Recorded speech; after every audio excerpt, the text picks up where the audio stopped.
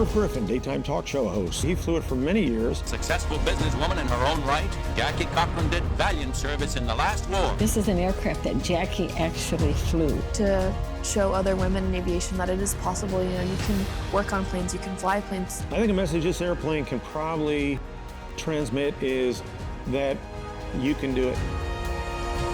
You can do whatever you set your mind to. This is probably a one-of-a-kind opportunity.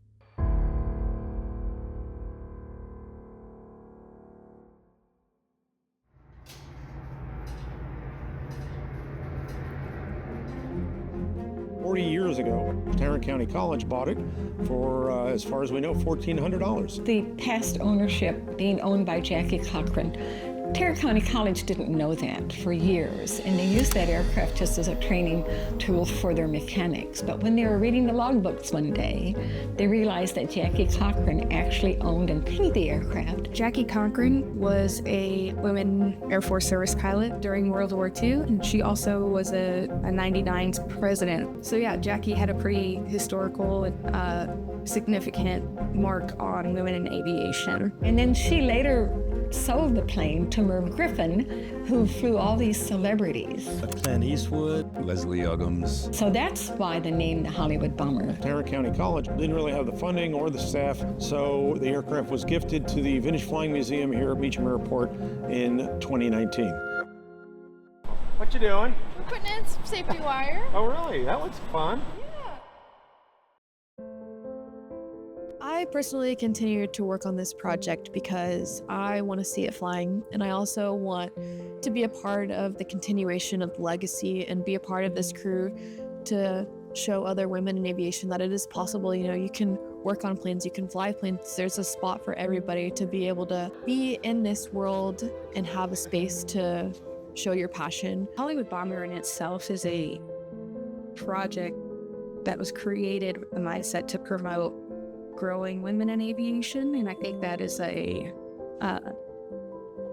sort of a memorial to Jackie Cochran's legacy. Pilots and or women in aviation is actually a low percentage. Anywhere you'll see numbers from 3% to 5%. Now, we're not going to move that to 50%, but if we can maybe move it from 5% to 5.1%, that would be huge. The motivation to keep us going is to get this plane flying. That's the biggest. The end game is to get this airplane flying.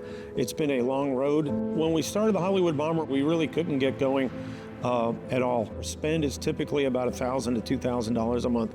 Nuts, bolts, washers, just every little bit, some high dollar things, low dollar things. So when you do the math, it's quite a bit of money. We only had $10,000 in the bank. Financially, we knew that it would be costly, as any warbird is in the restoration process. We have to have insurance, we have to have all insurance, and just the engines alone and the maintenance of the engines. And so it is very expensive, and it's very difficult to be able to even break even with these aircraft. We have been fortunate with a lot of vendors, manufacturers donating equipment to us.